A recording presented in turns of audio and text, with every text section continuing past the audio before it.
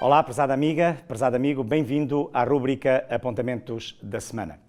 É bom estar na sua companhia, semana após semana, e esta semana nós vamos ter um novo assunto, um assunto relacionado com exatamente o facto de Jesus ser o Senhor, mas o Senhor também dos gentios.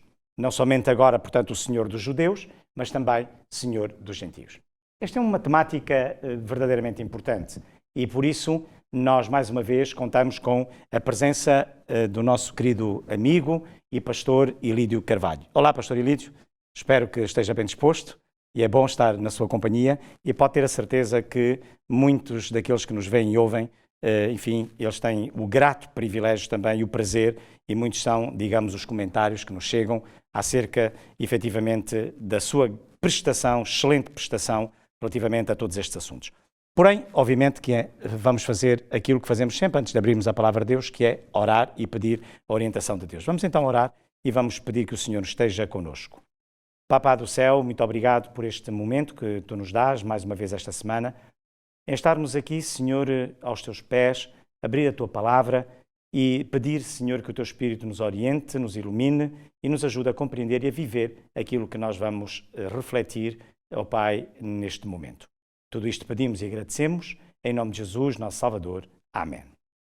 Pastor Ilídio, é isto, portanto, o tema desta semana, Senhor dos judeus e dos gentios, e vou começar exatamente por uma experiência, que é a experiência da multiplicação dos pães e dos peixes por Jesus. Isto teve consequências, não é?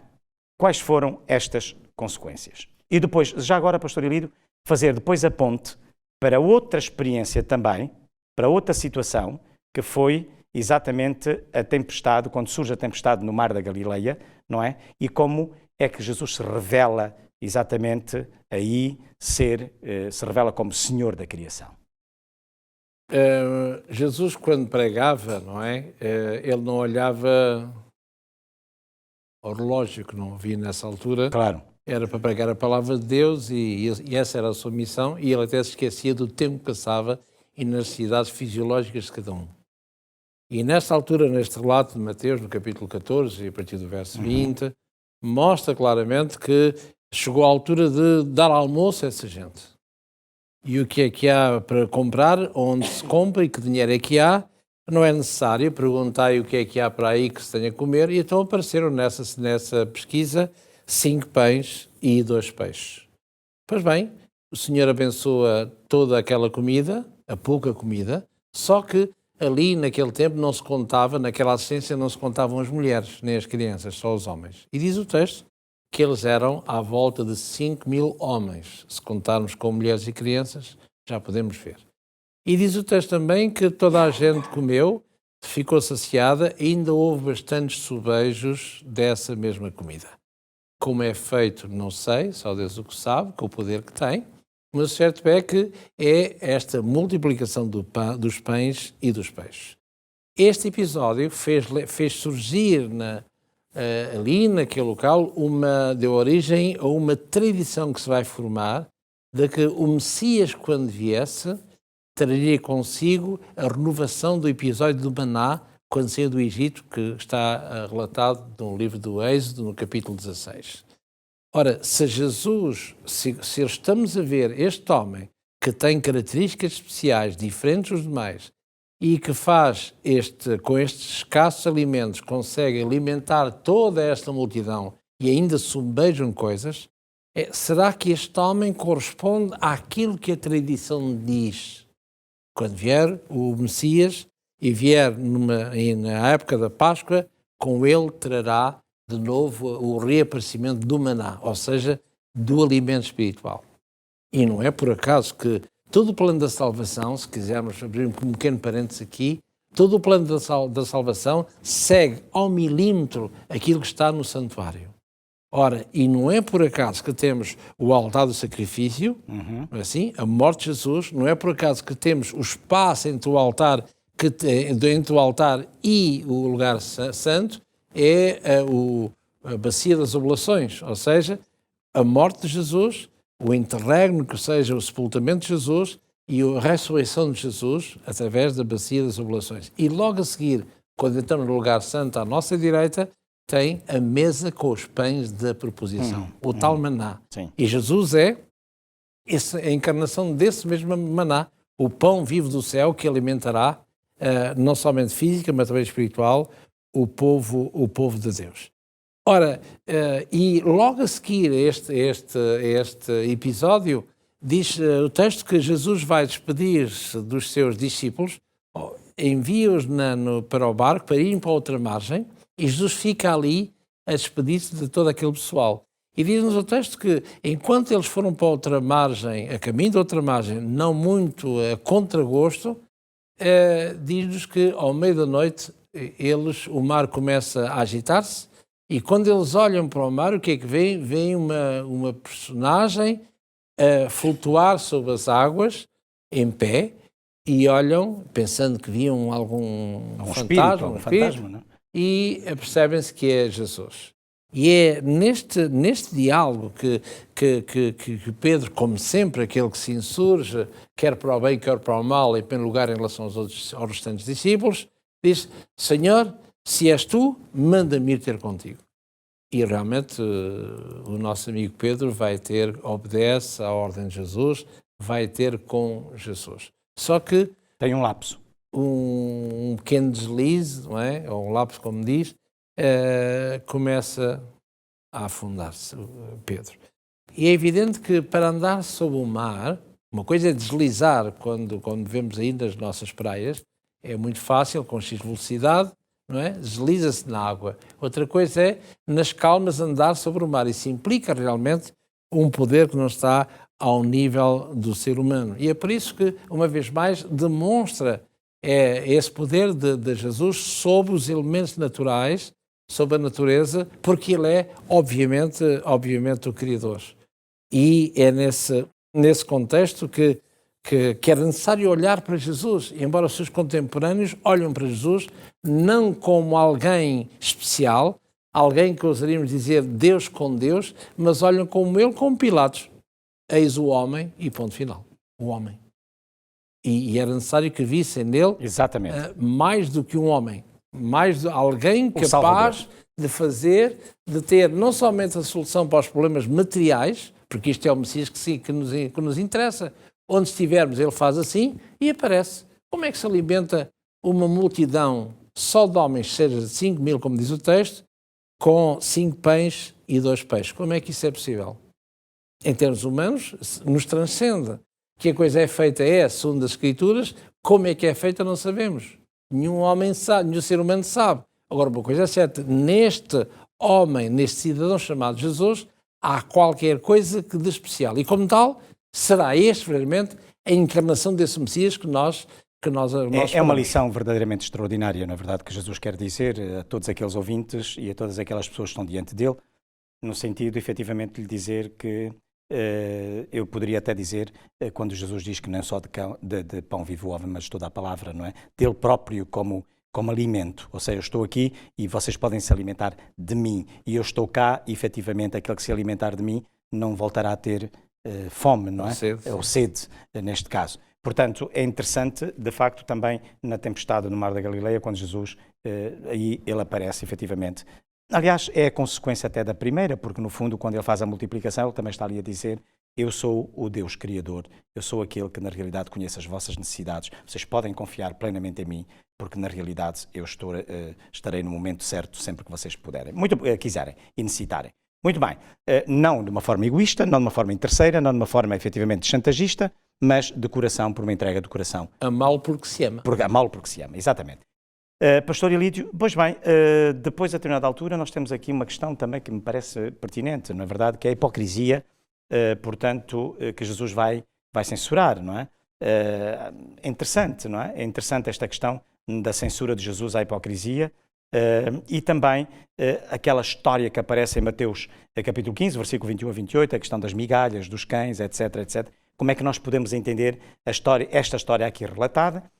Portanto, e por último, esta última pergunta que me parece importante, que é: por que razão Jesus é também o Senhor dos gentios, não é? Porque esta é importante também falar. Então temos censura de Jesus à hipocrisia, segundo a história que é relatada em Mateus capítulo 15, versículo 21 a 28, e finalmente, que é que Jesus também é o Senhor dos gentios. Jesus censura a hipocrisia, vemos isso em Mateus no capítulo 15. E ele vai dizer claramente que bem profetizou Isaías sobre vós, o povo de Israel, portanto, repito, há 6 séculos antes, que este meu povo me honra unicamente com os lábios, mas o seu coração está longe. E invalidaste o mandamento de Deus pela tradição. Bom, isso tem outras consequências, claro, com certeza, e é muito profundo, mas para já, cinjamos-nos à hipocrisia. Ora, o que é interessante, e eu convidava aqueles que nos estão a ver, para que são textos fáceis de decorar, que é Isaías 29:13, onde se encontra o meu povo me honra com os lábios, portanto são hipócritas, mas não com o coração, o seu coração está longe, e aquele texto paralelo do profeta Jeremias, curiosamente, no mesmo capítulo 29 e no verso 13. Portanto, a cota é a mesma, e portanto não é difícil de enganar. E se nós lemos Jeremias capítulo 29, verso 13, o que é que encontramos lá? O texto diz claramente que vós me procurais e me buscais e me encontrareis quando me buscardes de todo o vosso coração.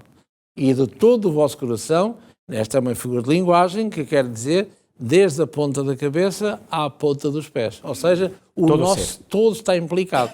Não é uma parte, é o todo. E, portanto, assim como sois hipócritas, Isaías 29:13, procurais-me unicamente pelo interesse, pelo exterior, aquilo que é exterior, para os outros verem mas o vosso interior está totalmente vazio, e vós me buscar-me-eis e encontrar-me-eis, diz Jeremias 29:13, quando buscardes de todo o vosso coração. E é por isso que se chama hipócrita. Ora, a palavra que traduz-se em português para hipocrisia, hipócrita, vem da palavra grega, que é hipócrites. Ora, este hipócrites, curiosamente, já é uma palavra cognata com a portuguesa, portanto, uma palavra, dizer da linguagem, homófona, não é? E essa palavra tem vários significados, como nós conhecemos, hipocrisia, tu és um hipócrita, aquilo é um hipócrita, não é assim? Ou aquela é uma hipócrita, mas o sentido normal é que traduz a palavra portuguesa de ator. Portanto, se eu quiser dizer em grego ator, digo aquele senhor ou aquela senhora é uma ou um hipócrita. Portanto, aquele que vive aquela realidade como se fosse real, sendo mentira. Ou melhor, vive aquela cena, melhor dito, como fosse real. Não é? Por isso há que alguém a dizer, a comparar entre o ator de cinema, de uma novela ou de uma coisa qualquer, da hipocrisia, e alguém cujos mundos é ser líder de uma igreja. Enquanto o ator vive a mentira como sendo verdade, por isso é que é um hipócrita, um ator, hoje é pedinte, no outro filme a seguir é um rei, ou noutra coisa qualquer. Exatamente. Encarna conforme o personagem. Exatamente. Portanto, esse vive a mentira como sendo verdade, e aqueles que pregam a palavra de Deus, que é a verdade, vivem muitas vezes como sendo mentira. E por isso é que os teatros a pagar estão cheios e a igreja está vazia. Gratuita, está vazia. Ora, e essa hipocrisia é isso que Jesus condena, se quisermos, que repreende, que chama a atenção nos seus contemporâneos. É necessário que vós possais dizer, eu amo Deus, mas de todo o nosso coração, de todo o nosso entendimento, todo o nosso ser, todo o nosso eu. Ou seja, o todo está incluído muito ali. Bem. E não só no meras palavras. Verbosidade, portanto, exatamente. Palavras. Certo. Pronto, e agora a questão da história relatada em Mateus, não é verdade? Pastor Irina 15, Mateus 15. Portanto, Ora, esta história que é extraordinária. Jesus sai fora do território de Israel, portanto, esta mulher cananeia. Ora, são pessoas pagãs, que não têm nada a ver com o povo de Israel, na forma clássica, como se entendia, e Jesus sai na antiga Fenícia para ver o quê? Para dizer que, e quando esta mulher ouve falar daquele que tem certas particularidades, Senhor, salva-me, Senhor, salva a minha filha, que ela está tremendamente doente, e Jesus faz-se, permita-me a expressão, faz-se assim caro, não é? E os discípulos de Jesus vão repreender esta mulher ou dizer a Jesus, repreenda esta mulher para que ela não te incomode, porque era uma mulher pagã. Sim. E Jesus vai usar uma certa dureza, aparentemente, para ministrar uma grande lição. Mulher, eu tenho que respeitar que és mulher, mas o que é que eu tenho a ver contigo? Portanto, eu vim para as ovelhas de Israel, para a casa de Israel, e tu não pertences à casa de Israel. E ela diz, pois bem, que aqueles que não pertencem, eles comem das migalhas que caem do Senhor. Curiosamente, para um judeu, todo aquele que não fosse judeu, portanto o gentio ou pagão, eles eram considerados de várias maneiras, como cães, os cachorrinhos comem as migalhas do Senhor, eu sou o tal cachorrinho na linguagem dos israelitas, ou como pedras. Lembra-se daquela passagem que João Batista diz, tem poder para que estas pedras se possam converter. E ele a falar, não é estas pedras aqui, ele estava a falar, e o Espírito Santo mostra claramente isso, está a falar que estas pedras são os gentios, que vocês considerais pedras, e essas estão mais prontas para receber o Evangelho, mais prontas para entrar no reino de Deus, que vós sois, aparentemente, supostamente, o povo de Deus. E gentios e pagãos eram tidos como pedras, gentios e pagãos eram tidos como cães. E, curiosamente, encontramos essa mesma imagem também naquela parábola que encontramos em Lucas 16, no verso 21, que é a parábola do rico e do Lázaro. Não é? O rico era a opulência, o judaísmo, e o Lázaro era todos aqueles que eram pobres e aqueles que tinham a ver com o reino de Deus. E vemos que esse Lázaro, o que é que ele se alimentava? Era tão pobre, das migalhas que caíam da mesa do Senhor. Não é? E quem é que estava no céu perante a imagem, perante esta parábola? Todas as coisas de Deus foram ganhas por Lázaro, enquanto o rico, que representava o judeu ou o judaísmo, nada tinha a ver com Deus, só na aparência exterior. E assim estas migalhas que são não só a palavra de Deus, aqueles que querem a todo custo ganhar os favores de Deus. E é por isso que essa mulher, Jesus uma vez mais vai louvar a fé desta mulher. Não é? Mulher, vai em paz, a tua filha está curada, a tua fé te salvou. A tua fé fez com que tudo acontecesse. E aí essa lição que Deus deu aos seus discípulos. E porquê? Porque Deus, uma vez mais, é o Criador universal. Não somente desse povo, que vai cristalizar em si toda a palavra de Deus e a própria salvação. Muito bem. Podemos dizer, prezado pastor Ilídio, que de facto Jesus é o Senhor dos gentios também, porque de facto para Deus efetivamente não é o título que conta, não é o facto de ter nascido judeu com esta condição, que seja uma condição sine qua non para eu ser considerado povo de Israel ou povo candidato à vida eterna, mas digamos aquilo que há bocado dizia muito bem, a entrega de todo o nosso ser, a entrega de todo o nosso coração, que faz de nós, de qualquer ser humano, independentemente do que é que ele seja, não é? Do que é que ele tenha sido, efetivamente povo de Deus. Basta este pequeno exame de análise simples. Nós estamos aqui entre cristãos. Nós acreditamos na palavra de Deus e naquilo que está escrito, não é? Perguntemos a nós próprios com toda a sinceridade e humildade.